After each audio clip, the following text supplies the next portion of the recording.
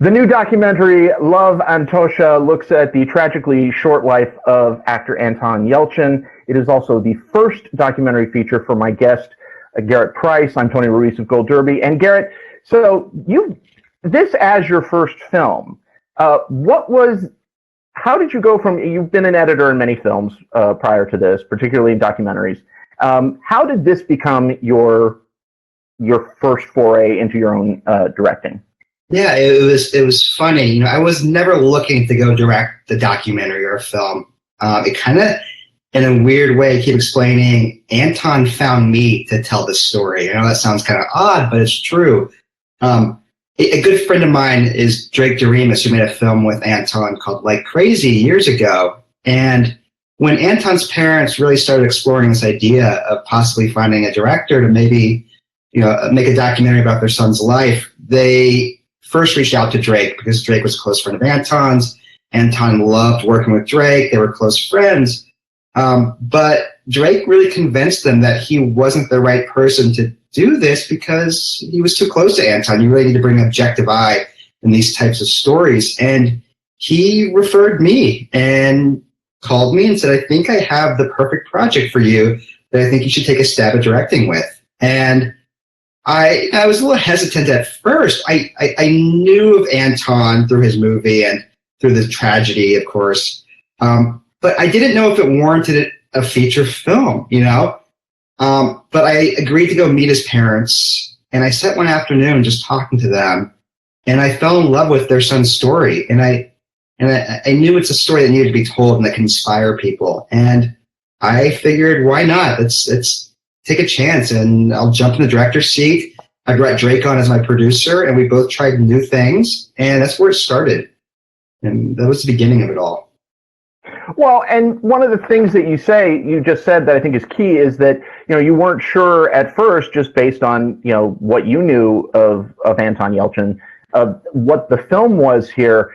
And what I find so fascinating about the film is that film is so much more than just a strict, document of his life. It's really about so many different things.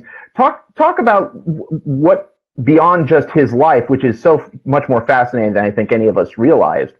Talk about how you see, this film as being more than just a document of him. Yeah, it's funny, in all sincerity, I went in making this thinking, if no one sees this movie, I wanted to give a love letter from Anton to his parents because of how much they missed him and how much they loved him. And that's really the intention of me going in. It was, I wanted to tell it from Anton's point of view as much as possible. I framed it around these letters that he wrote his parents his whole life. That was kind of, the perfect way to really get inside of Anton's head was his own writings. And I used that as my framing device to kind of guide me through this linear life of this amazing human being. And I started from the beginning. I made this movie from the beginning to the end in a very straightforward fashion because it was the only way I knew how to, because like I said, I didn't know Anton. I was learning about Anton as I was making this movie, and I wanted the movie to unfold in the same fashion as I was learning about this person. So it was really important for me to tell it in this structure. And so, yeah, that was kind of how I jumped into this. Again, like I said, not thinking, if anyone sees this, it's his parents. And then we started reaching out to people to see if they'd be interested in, being a part of this and talking about Anton. And everybody wanted to tell their Anton story. And there's so many people in this film. I had 60 plus interviews in the end. And, it was funny because as I was, my first intention was for this not to be a talking head documentary. It's something I kind of actually steer away from. And I was really gonna try to cover as much of the footage as possible. But after I did these interviews and went back and was in the edit bay, as I started watching these, there was so much emotion, and these interviews were so unguarded that it would have been a disservice not to show people's faces as they talked about this person they love so much. And I think that comes across in the film of how important Anton was in everybody's life, that everyone's path he crossed. Yeah, and God, I mean, the list of people just in this, I mean, I can't even imagine where you even begin, because you've got everybody from Martin Landau, and Chris Pine and Kristen Stewart and all these different people who have worked with him. You have voiceovers from Anthony Hopkins, and so what do you think it was about him? For people that maybe don't know him outside of some of his bigger films, what do you think it was about him that was so unique that drew the reaction of so many of these, big time Hollywood people? Everyone described him very similarly. Everyone said he was this old soul, and I think he was always just so present, with whoever's path they crossed. And it was funny. It's like, if you knew Anton for 2 minutes, 2 years, he had the same effect on you. People just remember meeting him or knowing him. And again, I think he was just present in every conversation. And he was just such a real person. And in this industry, I think it's really hard to find people like that. And so, he was a special one. He's this like generational talent that I don't know if we'll come around again, someone like him. It was so mesmerizing, learning about him in this fashion, and it's something, it's changed my life profoundly in the way I think start relationships with people now and meet people and how I listen to people when they talk to me. I learned a lot from Anton, and I think a lot of people will learn a lot from Anton as they watch this film. Yeah, and on that note, to me, one of the most fascinating parts of the film are these excerpts from his journals. Yeah, these kind of animated, handwritten excerpts from his journals that are read by Nicolas Cage. Yeah. And it seems so perfect, and they're so used so perfectly. So where did that idea come from to get Nicolas Cage, and how did you get him to do it? Yeah, so like I said before, when I kind of discovered that I was going to frame this movie around these letters and all of Anton's writings, I needed, I started temping my own voice in reading them, and I didn't want to bring someone in to be Anton. I just wanted someone to read Anton's words, and I approached his mom, and I explained to her, I said, I need to find somebody that we haven't interviewed yet for the film that's already a talking head in the movie.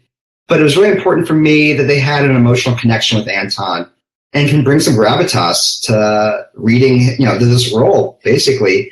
And the first person she mentioned was Nick Cage. And it's someone I hadn't thought about, but he was a very important person in Anton's life. They spent like 6 months together shooting the Paul Schrader film, Dying in the Light, and became very close, and someone Anton really respected and idolized as an actor. I think Nick is he's so prepared for every role he does, and he's a cinephile himself, and it's something Anton aspired to be.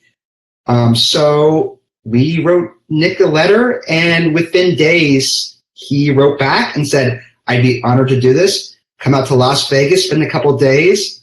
Let's do this." And we went out to Las Vegas, Drake and I, and went to a recording studio where he does all his voiceover and ADR work.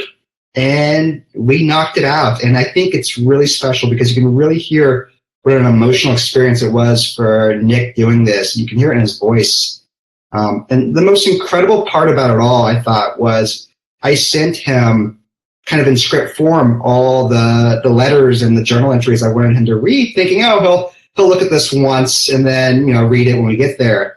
Well, I sent it 2 weeks before I went out to Vegas, and he came in and had everything basically memorized like a role, like a true movie role. And I thought it was amazing, And he got, like I said, he got very emotional reading that first passage. And I knew he was the perfect person to do this. He brings this veracity that I think Anton, had. And I think, honestly, I think if you look at Anton's trajectory in his career, I think it was kind of taking a Nick Cage, path, they love acting, and they love it. They love the process. They love being involved. They love to always be working. And I think it's really interesting to parallel between the two.